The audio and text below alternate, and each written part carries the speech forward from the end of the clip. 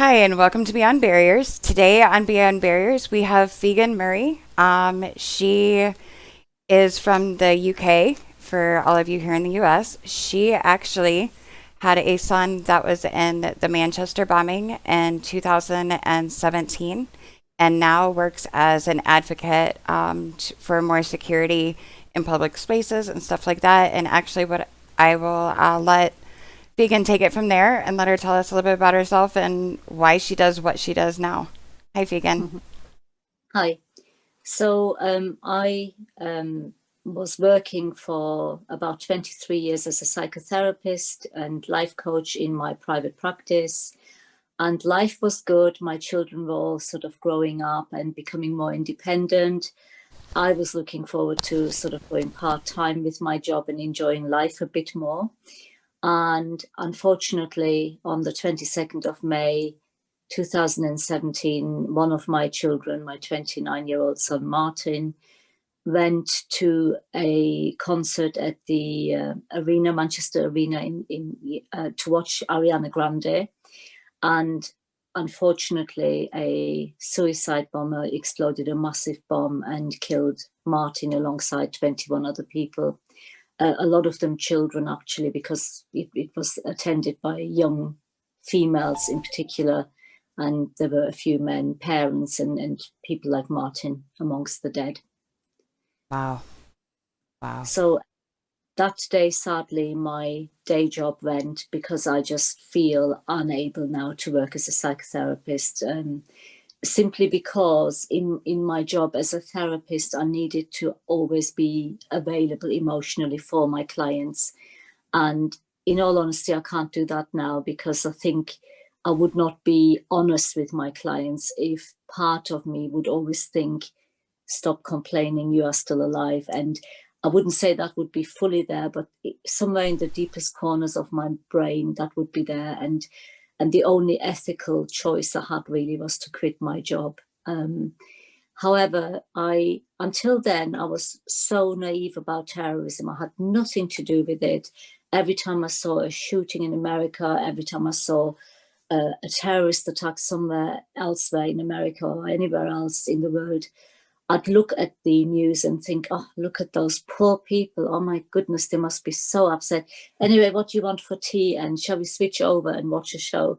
And I didn't want to engage with it because to me, that sort of thing only happened to other people.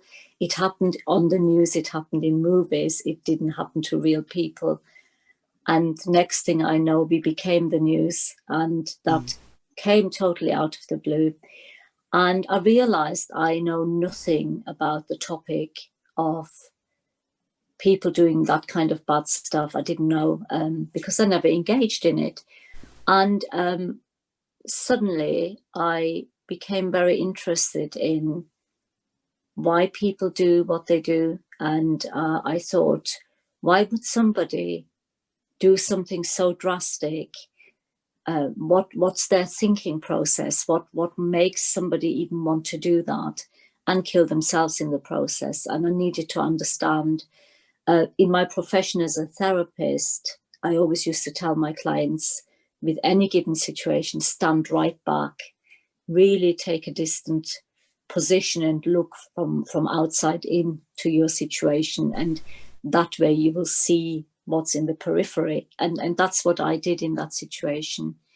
And that made me really curious about studying the subject. And at the grand old age of 59, I started university. Wow. That's And pretty I'm in amazing. my final, well, I'm in my final year. I'm finishing this September, this coming September. So there you go. Congratulations, by the way. Good luck Thank with you. it.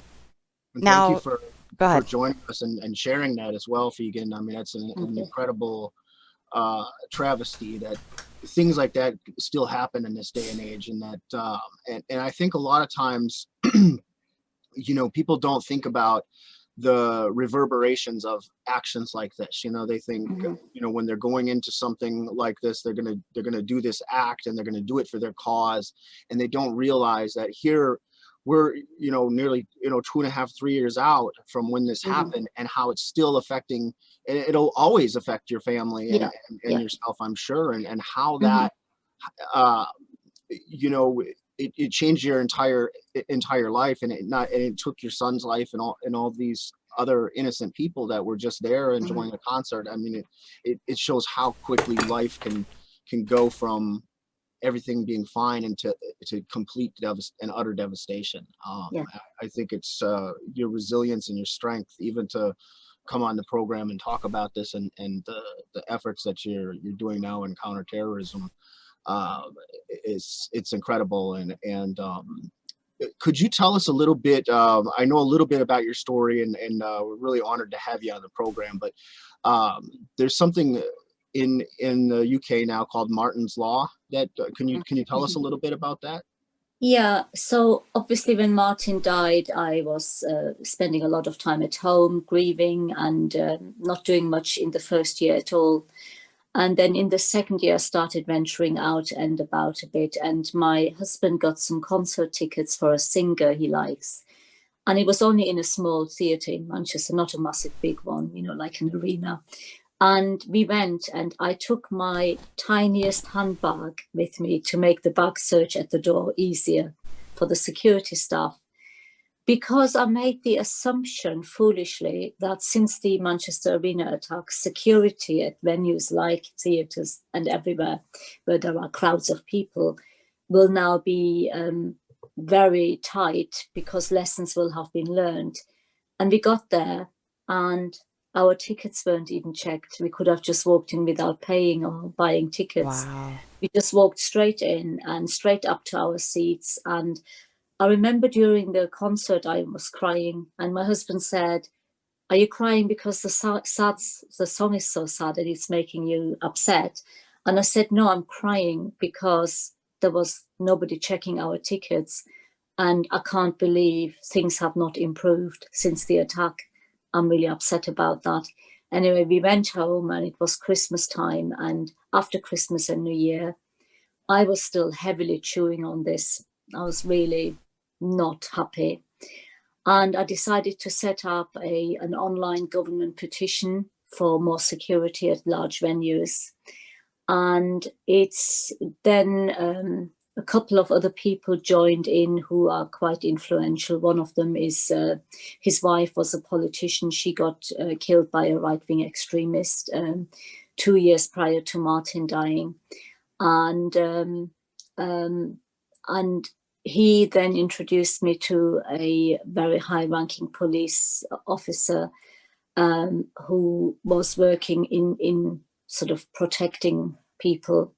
And so the three of us came together, and Nick Aldworth, the guy who is the policeman who's since retired and is more devoted to Martyn's Law now because he's not working full-time anymore, he now has written the document Martyn's Law, and with that document we actually went to government and had meetings with the security minister, and I am now still in talks with the government about it. Initially nobody was interested, but once the document was in place and we arranged meetings at the Home Office, they took me serious.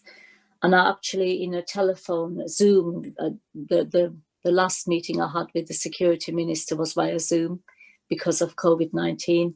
Right. And there were a few of his colleagues there as well. And I said to the minister, "Look, I'm only 5 foot small. I'm not very tall." But I said, "But I'm going to be buzzing around you like an irritating fly. I am not going to go away with this. This is important to me." And I think he understood. And anyway, so it's in negotiation with the government at the moment. And there's more meetings going to happen. That is awesome. That's really, really good. So it will become a law. It will not be called Martyn's Law. It'll come under the government's, what they have a document called Contest, and it comes under that document, but it will hopefully become a law in its own right. Yeah, We I hope so too. I mean, that just goes to prove too, right there, one dedicated person like the young lady we have on the program tonight. One person can change laws, can get laws going, and get the attention of the government on these important things. And we think it's incredibly important. And you're right. You know, I've noticed it here in the United States too. Sometimes when you go to different events, sometimes the security is good and they have it, and other times you can just kind of waltz on in. And we've had, you know, increased terrorist attacks here, and we've seen it in other parts of the world. And I think, you know, there's the argument where people say, well, you know, we don't want to be checked and things like that. I think sometimes security and looking at these things for the safety, the greater good of the citizenship, I think it's a minor inconvenience is fine, because the greater good, absolutely. You know, we don't want things like this it's to ever interesting happen.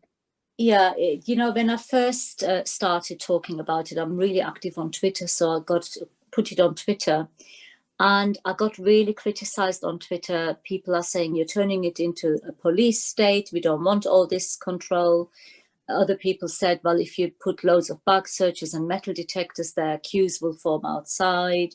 There were all sorts of arguments. And then the media didn't help, because there were headlines suddenly in the papers: arena victim's mother wants airport-style security everywhere. That's not at all what Martyn's law is about. It's literally 5 components. Component 1 is that all I'm asking for is that anybody where there are crowds gathering, any staff, or to do the free of charge 45-minute counter-terrorism training, so that they know what to do in a terrorist attack, where to put their customers, where to put themselves, etc. It's very common sense. It's available for the general public here. So all I'm asking is that employers say, do that 45-minute training and evidence you've done it. Point number 2 is that any organization goes around the building and looks at vulnerabilities in terms of a possible terrorist attack. Point number 3 is, if you identify any, deal with them, sort them out. If you need a new back door, put a new back door in. If you need to have a better lock at the front, put a better lock in. If you need more, for bigger venues, if you need more security arrangements, then sort them out. Number 4 is have a terrorism action plan in place, just like a health and safety or fire risk plan that people have to display by law. And the last one would be for bigger venues, so that local authorities work with the venue. So if, for instance, a concert finishes, the councils here, the local authorities, can change the setting of the traffic lights to make the traffic flow quicker, so that people disperse quicker. It's a simple thing like that, you know, and that's all I'm asking for. It's not difficult. It's not costly. It's very proportionate. And that's all I'm after. Wow. It sounds absolutely sensible to me. And just like you said, it's not going to be something that's going to, you know, raise cost. It's not that much of an inconvenience. And, you know, just from personal experience, going to a concert, there's a concert venue in downtown Detroit, and they had 4, 5, 6 metal detectors as you come in. It was not jamming up. You know, it doesn't have to be a full body search or something, but just, you know, a general, you know, through the gates. And it's not that big of an inconvenience to save lives. It really isn't. And so what you're doing is incredible. And I was criticized for it being costly, so I went and bought handheld metal detectors, and they cost me £22 each, so they're not expensive. Right. So if people tell me they can't afford security, I'll give them that as a gift. Exactly. You know? I think a lot of times, you know, and I understand in a certain aspect, like people are like, especially with like the mainstream media, a lot of times, you know, because it grabs people's attention and it might be their opinion, and because they don't get to understand what is really going on, they just think, oh, heightened security, well, then you just want to check everything, you want to limit my rights and everything else. But a lot of what you're describing, you know, the security stuff, at least here in the US, if you're at a big venue, many times the local or maybe the county sheriff's department, depending on where it's at, there's a bigger concert venue a little bit, you know, north of Detroit, but it's one of the bigger ones around the Detroit area that, you know, they have huge concerts, but at the end of the night, you know, they are in cooperation, I think, with the local sheriff's department to make sure everybody is able to get out safely and that the lights, you know, if even if the lights aren't changed, they have them out there directing the traffic. And then, like you said, you know, all you ask is that the people working these things take a free training. It's not going to cost anybody anything extra. And honestly, sadly enough, with the way this world is going right now, it's not out of the question to be ready or prepared. You know, you prepare for the worst case scenario and you hope for the best. But if you're not prepared at all, like you said, I mean, what are you going to do? Like, I think what you're doing is amazing. And, you know, it's also, it's coming from a place of you were personally affected, but it's not just for you. It's for everybody, because you don't want to see anybody else having to go through, any other family having to go through what you've had to go through. No, because, you know, the situation we are in, I mean, somebody said to me today, hopefully when the court case is finished, you'll have closure. You never get closure on this. You know, I will never get closure. This is now my life, you know. When you lose somebody in those circumstances, that never leaves you. You know. So, but I think it's really important to not wait and hang around with security, because especially during COVID, I mean, I keep an eye on the international terrorism scene pretty much now, because I'm obviously fully engaged in it, in the whole process. And I know that in many different countries, in Europe and overseas, the online radicalization has massively increased, both with Islamist extremism and right-wing extremism, or any extremism really. It's gone really up. And we don't actually, because we've never been in a pandemic, we actually do not know the impact of that once we come out the other end. Right. So we may have a whole sea of new terrorists coming out. You know, we do not know. Oh, yeah, I agree. A good point. You know, we're seeing a lot of civil unrest and things like that too here, and I think in other parts of the world as well. And I think some of that, you know, probably it's a psychological factor. It's more your line of expertise, Figen, but I think a lot of there's been some studies that are starting to be done about how people, you know, are being kind of kept in or locked in a bit, and it's causing them distress. It's causing people to suffer from depression because they're not as engaged and things like that. So the long-term effects of something like this on different individuals, I think, is potentially opening the door for a lot of really negative things that, as you just said, you know, like that we as a society, as a world community or whatever, we just don't have this, you know, fully understanding of it yet. And, you know, you were talking about, you know, like the 45-minute class and things like that.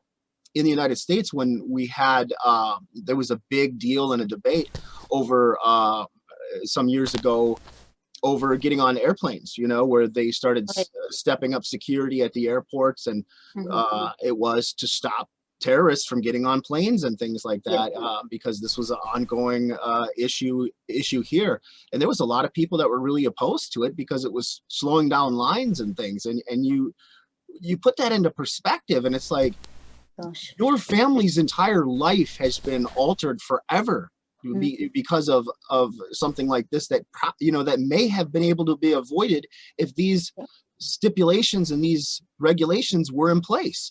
How is a minor inconvenience of having to stand in a line worth someone's life? You know, if you look at it from that perspective, you know, like I don't understand how these people can argue. They're not putting it into perspective. They're not putting it into a human perspective. And I think it goes back to what you said earlier about how when you saw these things, like it was just on television, it was a bit of a disconnect because it didn't happen to you. And I think a lot of times there has to be some kind of hurdle where we can get to the public and get them to understand that even though it's not happening to you as an individual, this is something that affects all of us as human beings, you know, that Yeah. it's a minor inconvenience, I think is worth it to save lives. Absolutely. And I think, you know, I know people tell me terrorist attacks are very rare, but then that family of people who have been directly affected is growing, you know. Oh, yeah. As I said to you earlier, I went and visited people at Christchurch, New Zealand. There are so many young women and older women who have lost their husbands in the mosque, you know, all in one frenzy of shooting. You know, it's so many families have been badly affected in those moments. And our 22 who died, I mean, a lot of them died within, well, as soon as the explosion happened, a lot of people just died instantly. Martyn, I was told, died in a third of a second. I mean, Wow. you can't even bear thinking of how fast that is. And in that split second, our life as a family has changed for good. You Yeah. know. That's it's like I can't even imagine having to go through something like that. But I will say, like, one thing that, like, sitting here talking with you, and like I've seen stuff on Twitter and other things, but like it amazes me how in a split second you had your entire life changed, you had your son taken away, but instead of being bitter, and I'm sure you've dealt with that before. Like it's part of the process, and like you said, you will never fully have closure. You will never have your son back, but you have chosen to do something positive and do something good to help other people versus allowing that tragedy to make you bitter and to close you off. Like maybe you can explain it, maybe you can't, and I don't know if anybody will ever fully be able to understand because like I said, we're not in your shoes. But for you, how what made you decide, instead of allowing it to completely crush you and debilitate you for the rest of your life, to be able to go and talk with people and positions of power to make change and everything like that? Like, how does one go from losing everything to being able to think about other people? Like, that's amazing to me. I can fairly easily explain that, because so what happened? The explosion happened in on the 22nd of May. Obviously, as you can imagine, the house filled with relatives, people, police, coroners, counter-terrorism, undertakers. The whole house was like crazy. Lots of people in and out. And eventually, after about nearly 2 weeks, it calmed down. My relatives went back home. There was less media attention, there was less police activity. And one morning, I just found myself on my own at home. Everybody had gone back to school, college, and work. And I bought a newspaper from the shop across the road. And on the front page was a picture. And I didn't understand it because obviously I'd not been watching the television because there was so much going on. Right. And when I read it, it was an attack at a mosque in London called Finsbury Mosque. This is less than 3 weeks after the Manchester Arena attack. So this British guy hired a van and was going to kill many Muslims. And he drove to this mosque on a Friday afternoon and wanted to kill people after Friday prayers. He killed one person, injured several. But as he then, I think, rammed the car somewhere and couldn't go any further, and he jumped out of the car and wanted to run away. And of course, the people from the mosque were chasing him and wanted revenge, I suppose. They were angry. And he fell. And the photo that was on the front page of this newspaper was phenomenal. And it affected me so much because there was this chain of 5 men, one of them the imam, and the other 4 were people who had been at the mosque praying. And they, in all that chaos and confusion and terror, because nobody knew if there's somebody else going to attack them, these 5 men in that split second, in that moment, decided to link arms and protect the man who'd fallen, the terrorist who'd fallen on the floor. And I looked at that photo and I thought, blimey, these people are just amazing. They, in all that chaos, they decided what's humanely the right thing to do. And I thought about it all day. And by the time my husband came home that evening, I said to him, I'm going to ring the BBC tomorrow. I want to go on national TV and forgive the terrorist who killed Martyn. Wow. And he said, why would you want to do that? And I explained the photo, and I said, look, it's taught me that story in London has made me realize that actually I have a choice of how to react. Because I hadn't even felt anything until then because I was numb. But that story really had such a huge impact. And sure enough, the morning after I rang the BBC, they couldn't wait to get me on TV because it was a big story. Right. And I got slated with trolls on Twitter. Mm-hmm. People couldn't understand how they called me stupid and deluded and don't know what I'm talking about and it's rubbish. But I stayed true to myself and stayed within my own humanity. And for me, that was really important. And like I said, also, because of the job I had and this thankfully, the ability to stand back and look in, I managed to use that skill as well and thought, okay, I need to understand why terrorism is even a thing, which led me then to study it. But in the meantime, obviously, when you also asked the second part of your question, how do you confront politicians and talk to government? Well, when Martyn died, until that day, I was actually an introvert. I was working from my basement at home, seeing clients privately. And I was quite happy hiding there because I didn't like lots of people around. And when Martyn died, I completely changed and I don't fear crowds. I've even talked at the European Parliament. I don't care whether there are 500 people in front of me or 300 school children in front of me or politicians. I really have lost the ability both to be scared and to be ashamed. So I have nothing to lose. That's awesome. That is Wow. really, really awesome. That was an incredible. Thank you so much for sharing that. I mean, that just almost at a loss for words because it just sends a chill, when you hear you to put yourself in that scenario. And I think the trauma and what you've been through as a human being gave you the strength to be able to do what you're doing now. And we think it's absolutely incredible. And Thank you. the people that are trolling and saying negative things, they can't put themselves in the position that you've been in, and what you're doing is more courageous than any online troll or any critic or anything like that. I mean, you've been there, you've done that. I mean, you're a truly it's a warrior outlook on life, and we think it's phenomenal what you're doing, and keep Thank doing you. it, Figen. Keep doing Yes. it. Oh, yeah. Please. Well, like I said to a lady at the government this last week, I had a phone call of the Home Secretary, and I said to her that actually this is now my new job, my new day job, and I'm very passionate about my job. And that's awesome. And it shows too. It really does show like that, I I'm completely blown away. Like it's completely incredible.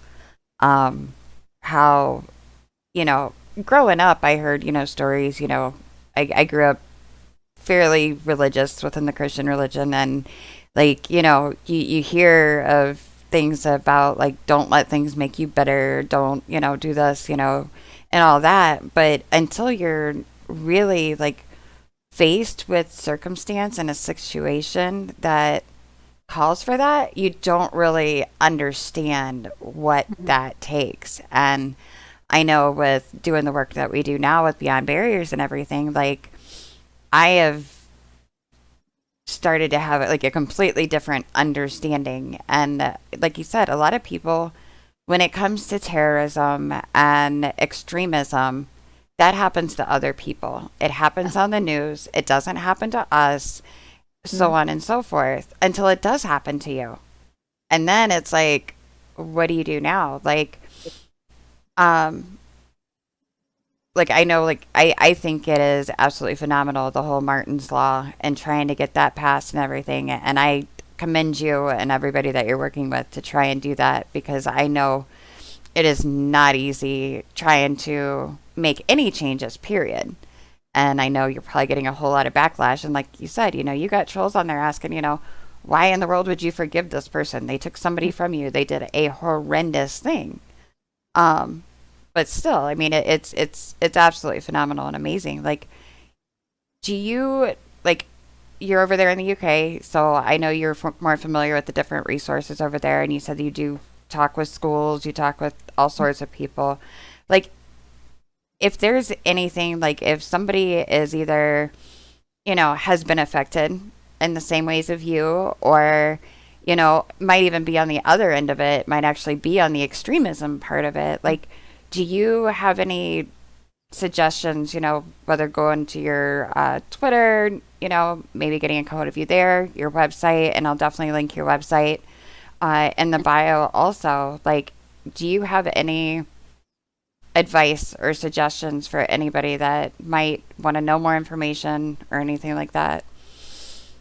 Yeah, I mean, obviously my website contains a lot of information about all the work I do, but in terms of if something like this ever happens to somebody, it's so easy to start hating and letting this destroy your life. And I very early on also, I mean, I was terribly grieving, and people said things to me like, "Oh, you're smiling all the time. You're not looking like a grieving mother."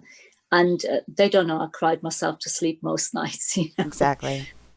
But I mean, part of why I am always strong on, when I'm giving interviews or when I talk publicly is, first of all, I've had lots of therapy. Otherwise, I wouldn't have had the ability to do it. I would have just broken down. But secondly, also, there's a strong part of me that I don't want terrorists who watch me to see that they think they've crushed me.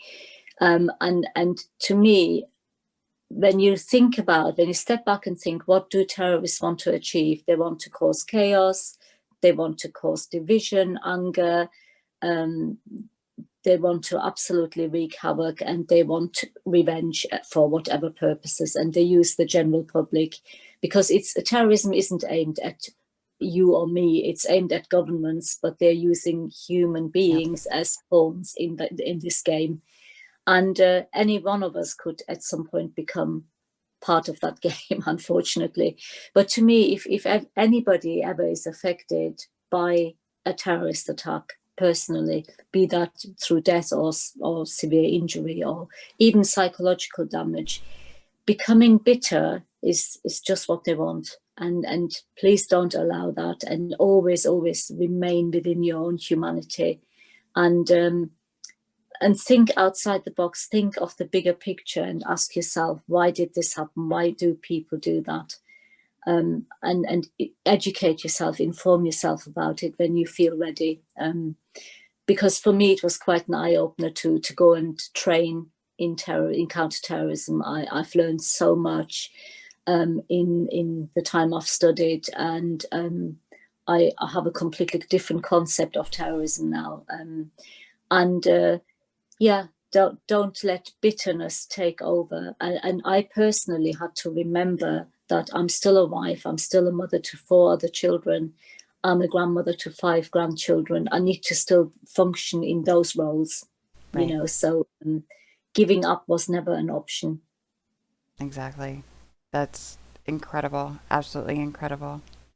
And I think what's really important too on what you're saying is it's really, I just want to elaborate or add my thoughts to it, is it's really easy to hate. And that's coming from people that had come, we came out of the far right. It's very easy to do that. And I think back to, some of the similar situations to like what you had been in. And when I was younger, before I understood some of the things I understand now, I always wondered how people could forgive, how, you know, something like that, or even sometimes move on from it, because it's so much easier to just hate, or to be just filled with hate. And you're right, that's what they want. And it's so much more courageous to take it from just exactly what you said. I just want to echo it, or reiterate it. Looking at it, the big picture, looking at it from the outside looking in, how can we affect, you know, change? How can we make a difference?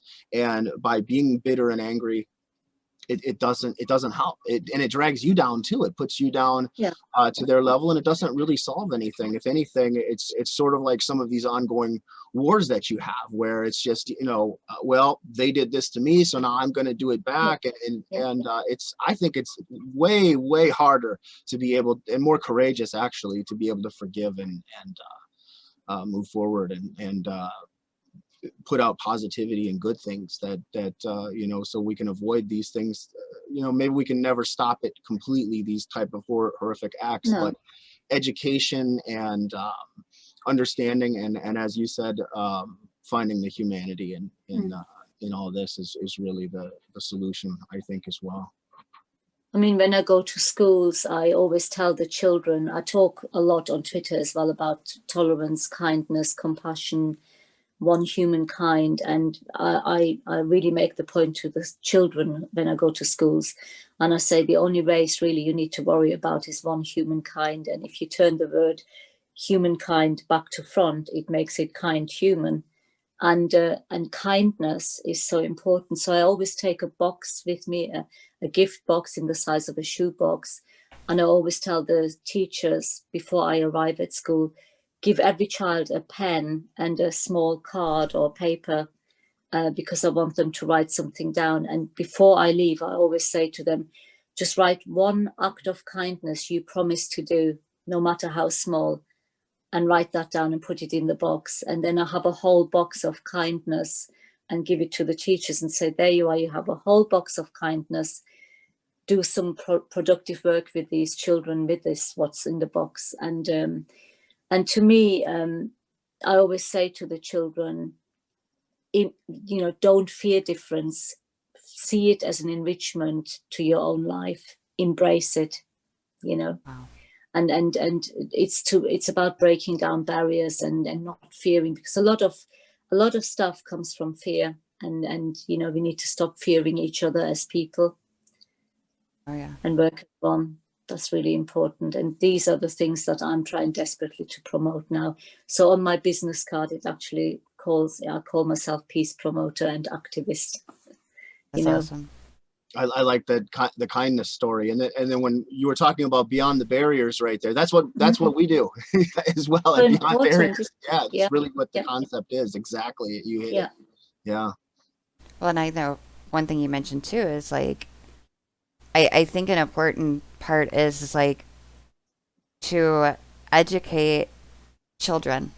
You have to start at the core level in order to avoid, hopefully, you know, what it can lead to. Because if we don't learn these things when we're younger, it's so much more difficult to try and learn it and incorporate it when we're already older and set in our ways and everything else. So, and I know that's one thing Jeff, you know, tries to hit on a lot. Like when we go and we talk with people, it's like you have to start at the core level. You have to start with the children and teaching them, like you said, that differences aren't to be feared, you know. And a lot of times, and I know Daryl Davis says it too, like a lot of the hatred comes from ignorance and fear, and then it just builds on top of each other. So I think that's incredible. Like you said, you know, the box of kindness, like I think that is awesome. I love little things like that anyway, but it's something that brings it to a more tangible place that you can physically be like, here. It's not just some concept, I guess you could say. So that's really awesome.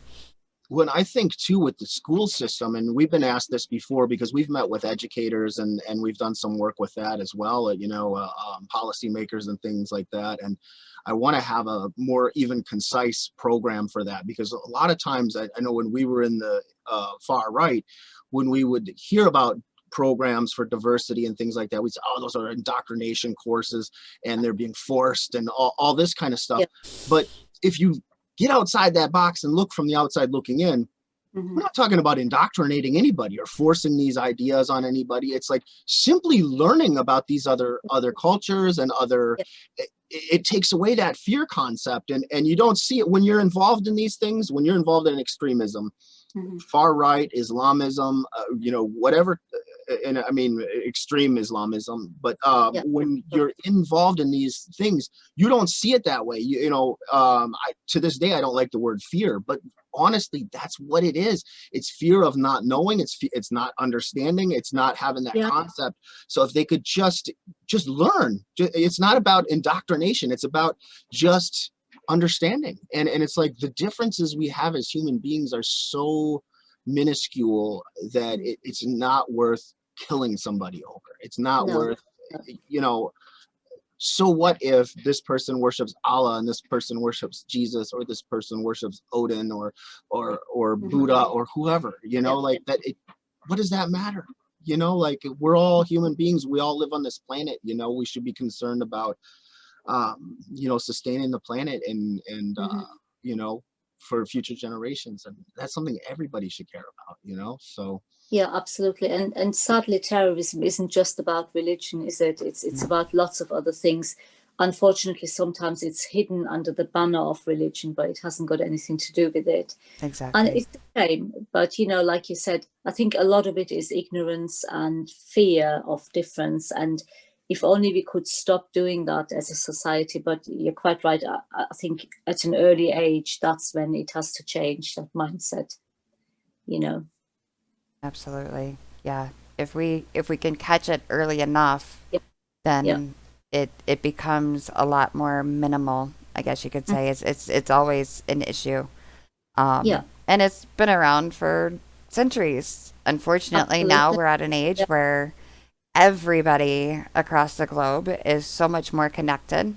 And I think we're realizing these things more now than ever, because in the age of electronics that we live in, like, hey, we can talk to each other across the globe on Zoom, and it's like we're here in the same room. So I think there is a lot of learning. Like I think it's fascinating, if you could use that word, but that not only did you decide to try and turn this into something to help other people, which also helps you in your own process, but you turned it in to help other people, but not just those closest to you. You turned it in so that way everybody and all of humanity can hopefully learn from it. And you decided to learn, why are these things happening? What makes a person tick? Part of that, I think, is the whole psychology and being a therapist and everything like that. But also it's just, what makes these people do this? Because it's not just a split second that people go and decide that they want to kill themselves and a whole bunch of other people. And I think you also hit the nail on the head. Many times this is an attack against governments, but they do use the common people, and they use people as a means to an end and as a pawn. And to be able to understand that and to be able to hopefully set things in place to prevent that, but also recognizing the humanity in others, whether or not they recognize it or not, is huge. Yeah, absolutely. From the terrorist perspective too, like I don't quite understand it, why under any circumstances, if they feel they're at war with the government, and maybe you have some insight on this, but Figen, but they feel like they're at war with the governments, as was discussed. Why are they targeting civilians? Well, I think certainly with the Manchester Arena attack, I think it's Daesh is obviously hiding under the banner of religion, and attacking other people who display a Western culture which is sort of unacceptable in their mindset, and by killing themselves, they think they go to some amazing place where they have wonderful things waiting for them, but actually that is just a belief, isn't it? It's a foolish belief. It's a very destructive belief. But you know, if you're indoctrinated to that point, you believe it. It's a good point. Simple as that. You know, it's when you twist something that is has a totally different meaning, and you twist it to the point where you persuade somebody that if you don't do that, you're not doing your religion. You must do that because this is your duty. And to be a good religious person, you have to do that. And if somebody believes that, what can you do with that? You know, so it's really, indoctrination is really powerful. Absolutely. We really want to thank you for coming on the program. If there's anything that you'd like to say in summary, or and put out your website, you know, we're going to do that as well. But thank you so much for coming on the program. It's been an incredible honor for us, and you have courage that shines brighter than the Vegas lights at night. Really appreciate what you're doing out there, Figen. Thank you. Yes, definitely. And I appreciate that you had me on the show. Thank you for coming on. Nice to meet you both. You too. Thank you.